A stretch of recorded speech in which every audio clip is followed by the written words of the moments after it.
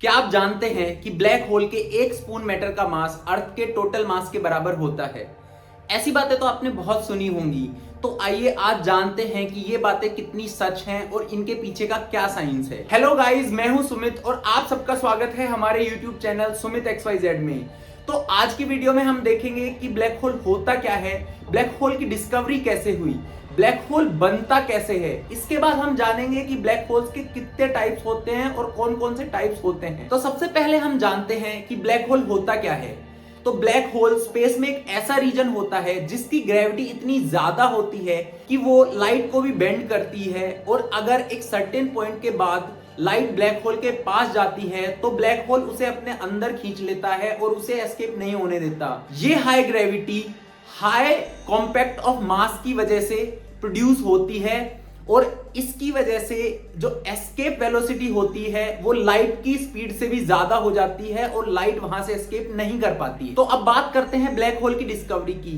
तो शुरुआत में साइंटिस्ट जॉन मिचेल ने 1783 में अपनी एक थ्योरी में बताया कि स्पेस में कुछ ऐसे स्टार्स मौजूद हैं जो लाइट को भी एस्केप नहीं होने देते, और इन स्टार्स का उन्होंने डार्क स्टार नाम दिया। इसके बाद साइंटिस्ट अल्बर्ट आइंस्टीन ने अपनी थ्योरी ऑफ रिलेटिविटी में ये बताया कि जो मास होता है वो स्पेस और टाइम दोनों को बेंड करता है। फिर कार्ल साइंटिस्ट ने इन इक्वेशंस को सोल्व करके ये प्रूव किया कि अगर मास को एक बहुत ही छोटी जगह में कंप्रेस किया जाए तो उसकी ग्रेविटी इतनी ज्यादा हो जाती है कि वो अपने अंदर से किसी भी चीज को एस्केप नहीं होने देती है। लेकिन ये सिर्फ एक थ्योरी थी, तो इसके एग्जिस्टेंस का कोई प्रूफ नहीं था, तो इसीलिए ब्लैक होल के रियलिटी में एग्जिस्टेंस का भी कोई प्रूफ नहीं था। इसी के कारण कुछ समय के लिए ब्लैक होल की रिसर्च रुक गई। अब तक ब्लैक होल सिर्फ एक थ्योरी था, साइंटिस्ट्स के पास इक्वेशन थी, कैलकुलेशंस थी, लेकिन कोई रियल प्रूफ नहीं था कि ब्लैक होल एग्जिस्ट करता है कि नहीं। लेकिन 1960 में नासा के साइंटिस्ट ने स्पेस में एक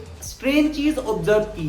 उन्होंने देखा कि एक स्टार एक इनविजिबल चीज के अराउंड रिवॉल्व कर रहा है। अब यहां सबसे शॉकिंग बात यह थी कि सिर्फ एक ही स्टार था जो विजिबल था, लेकिन जिस चीज के अराउंड वो मूव कर रहा था वो इनविजिबल था। इसका मतलब वहां पे ग्रेविटी तो मौजूद थी, लेकिन हम उस चीज को देख नहीं पा रहे थे जिसकी वजह से वहां पे ग्रेविटी थी। अब साइंटिस्ट यहां कंफ्यूज हो गए, क्योंकि नॉर्मली अगर दो स्टार्स एक दूसरे के अराउंड रिवॉल्व कर रहे होते हैं तो दोनों विजिबल होने चाहिए, लेकिन यहां पे एक स्टार विजिबल नहीं था। जब साइंटिस्ट ने इस चीज को और डीपली स्टडी किया तो उन्होंने ये भी पाया कि जो इनविजिबल चीज है वो जो दूसरा स्टार है उसकी गैसेस को अपने अंदर खींच रही है, और जैसे ही ये गैसेस उस इनविजिबल चीज के पास जाती थी तो वो बहुत ही ज्यादा हीट हो जाती थी, जिसके कारण स्ट्रॉन्ग एक्सरेज प्रोड्यूस होती थी। तो साइंटिस्ट ने देखा कि ये तो कोई नॉर्मल चीज नहीं है।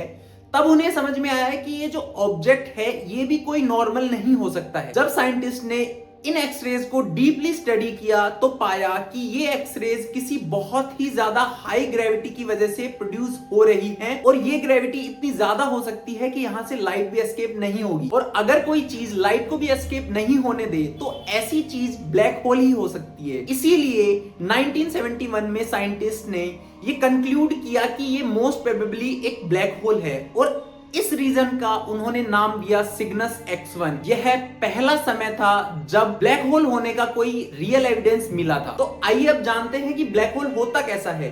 तो ब्लैक होल में जो मैटर होता है वो इतना कॉम्प्रेस्ड होता है कि उसकी स्टेट ही चेंज हो जाती है, और जो मैटर होता है उसको हम सिंगुलैरिटी बोलते हैं। लेकिन ब्लैक होल के अंदर जाने के बाद कोई भी चीज वापस नहीं आ सकती, इसलिए हम उसके मैटर को डायरेक्टली स्टडी नहीं कर सकते। इसीलिए हम उसके आसपास की चीजों को स्टडी करते हैं, जिससे हमें पता चल सके कि एक्चुअली में ब्लैक होल के अंदर क्या होता है, कैसे वो फंक्शन करता है। ब्लैक होल की बात करते समय एक टर्म आता है इवेंट होरिजन। तो आइए आज जानते हैं कि ये इवेंट होरिजन होता क्या है। तो इवेंट होरिजन बेसिकली एक पॉइंट होता है जिसके आगे अगर लाइट भी ब्लैक होल के पास जाती है तो वो भी वहां से बाहर नहीं आ सकती। इसका मतलब ये हुआ कि ये एक लास्ट पॉइंट है जिसके आगे कोई भी चीज जाएगी तो वो ब्लैक होल के अंदर ही रह जाएगी, और इसीलिए हम उस इवेंट होरिजन के आगे ब्लैक होल के अंदर कोई भी चीज ऑब्जर्व नहीं कर सकते। लेकिन उस इवेंट होरिजन के बाहर जो गैसेस होती हैं, जो मैटर होता है वो बहुत ही तेज स्पीड से रिवॉल्व कर रहा होता है, और ये वही मैटर होता है जो ब्लैक होल स्टार्स से खींचता है। और ये गैसेस और मैटर जो कि ब्लैक होल के अराउंड रिवॉल्व कर रहे हैं, इनकी स्पीड लाइट के स्पीड की आधी तक हो जाती है और इसके कारण इनके पार्टिकल्स बहुत ज्यादा कोलाइड करते हैं, जिनकी वजह से इनका टेम्परेचर जो होता है वो मिलियंस ऑफ डिग्री हो जाता है। और ये जब उस ब्लैक होल के अराउंड रोटेट करती हैं तो ये एक डिस्क का फॉर्मेशन करती हैं, जिसको हम बोलते हैं एक्रीशन डिस्क। ये जो एक्रीशन डिस्क होती है ये बहुत ही ज्यादा ब्राइट होती है और जब साइंटिस्ट ऑब्जर्व करते हैं तो ये ही एक्रीशन डिस्क उनको दिखती है जो कि ब्लैक होल के अराउंड रिवॉल्व कर रही होती है और यहीं से जो स्ट्रॉन्ग एक्सरेज हैं वो आती रहती हैं और साइंटिस्ट उनको ऑब्जर्व करके पता लगाते हैं कि एक्चुअली में ब्लैक होल के अंदर क्या हो रहा है या उसके बाहर क्या हो रहा है। तो अब सवाल ये है कि ब्लैक होल बनता कैसे है। तो ऐसा नहीं है कि ब्लैक होल एकदम से स्पेस में आ जाता है, इसके बनने की प्रॉपर साइंटिफिक प्रोसेस होती है। हमारा जो ऑब्जर्वेबल यूनिवर्स है उसमें सन और सन के 100 गुना या 1000 गुना बड़े जाइगेंटिक स्टार्स मौजूद होते हैं और इन्हीं स्टार्स की जो डेथ होती है वहीं से ब्लैक होल के बनने की शुरुआत होती है। जो स्टार्स होते हैं उनके अंदर एक साइंटिफिक प्रोसेस चलते रहती है। तो ज्यादातर जो स्टार्स होते हैं वो हाइड्रोजन के बने हुए होते हैं और जो हाइड्रोजन है वो फ्यूजन प्रोसेस के थ्रू हीलियम में कन्वर्ट होती है, जिसकी वजह से बहुत ही ज्यादा एनर्जी रिलीज होती है और इसी एनर्जी की वजह से जो स्टार्स होते हैं वो बहुत ज्यादा ब्राइट होते हैं। जब हीलियम बन जाती है तो हीलियम आगे दोबारा फ्यूजन करती है और नेक्स्ट एलिमेंट में कन्वर्ट होती है। ऐसे प्रोसेस चलती रहती है और फाइनली एक स्टेज आती है जहां पे जो मैटर होता है वो आयरन में कन्वर्ट हो जाता है और इसके बाद फ्यूजन प्रोसेस होना पॉसिबल नहीं होता, क्योंकि जो आयरन होता है उसके फ्यूजन के लिए हमें एनर्जी देनी पड़ती है, ना कि एनर्जी रिलीज होती है। तो अब देखिए कि स्टार्स में दो तरह की फोर्सेस लगती हैं, एक तो मास की वजह से जो ग्रेविटेशनल फोर्स लगती है वो, और दूसरी जो फ्यूजन की वजह से एनर्जी रिलीज हुई है उसकी वजह से फोर्स लगती है वो। तो जो ग्रेविटेशनल फोर्स है वो मैटर को अंदर खींचती है और जो एनर्जी की वजह से फोर्स लगती है वो उसे बाहर धकेलती है। इसी की वजह से इक्विलिब्रियम बनता है और इस इक्विलिब्रियम की वजह से जो स्टार होता है वो स्टेबल कंडीशन में रहता है। तो ये जो हाइड्रोजन होती है ये स्टार्स के लिए एक फ्यूल का काम करती है, लेकिन फ्यूजन की वजह से ये हाइड्रोजन खत्म होने लगती है और इसी की वजह से जो ग्रेविटेशनल फोर्स है वो डोमिनेट करने लग जाती है। तो जो स्टार का कोर होता है वो कंप्रेस होने लग जाता है, लेकिन जो आउटर लेयर्स होती हैं वो थोड़ा एक्सपेंड होती हैं, जिसकी वजह से ये जो स्टार होता है वो एक रेड जाइगेंटिक स्टार में कन्वर्ट हो जाता है। धीरे धीरे स्टार्स का ये फ्यूल खत्म होने लगता है और जो बाहर धकेलने वाली फोर्स है वो खत्म हो जाती है। तो जो ग्रेविटेशन फोर्स होती है उसको रोकने के लिए कोई दूसरी फोर्स नहीं रह जाती है, जिसकी वजह से एक बहुत ही जोरदार धमाका होता है और इसी एक्सप्लोजन को हम सुपरनोवा बोलते हैं। और कुछ समय के लिए सुपरनोवा की वजह से स्टार एक गैलेक्सी से भी ज्यादा ब्राइट हो जाता है। अब सुपरनोवा के कारण जो स्टार की आउटर लेयर्स हैं वो हवा में उड़ जाती हैं और जो कोर बचता है वो एकदम कंप्रेस्ड होके कॉम्पैक्ट जगह में आ जाता है, जिसकी वजह से दो चीजें बनती है। पहला होता है न्यूट्रॉन स्टार और दूसरा होता है ब्लैक होल। तो न्यूट्रॉन स्टार जब बनता है जब बची हुई कोर का मास बहुत कम होता है, लाइक 1 या 2 सोलर मास के बराबर होता है। लेकिन अगर बची हुई कोर का मास 3 या 4 सोलर मास से ज्यादा होता है तो वो एक ब्लैक होल बनने लग जाता है, जिसके अंदर से लाइट भी एस्केप नहीं कर सकती या कोई और चीज एस्केप नहीं कर सकती। तो अब बात करते हैं ब्लैक होल्स के टाइप्स की। तो ब्लैक होल 4 टाइप्स के होते हैं। ब्लैक होल का पहला टाइप होता है stellar black hole. Stellar black hole जो होता है इसका मास सन के 5 से लेके 100 गुना तक होता है। ब्लैक होल का दूसरा टाइप होता है सुपरमैसिव ब्लैक होल, और इस ब्लैक होल का मास जो सन होता है उसके मिलियंस या बिलियंस टाइम्स तक हो सकता है। सिग्नस X1 ब्लैक होल ये एक स्टेलर टाइप का ब्लैक होल है।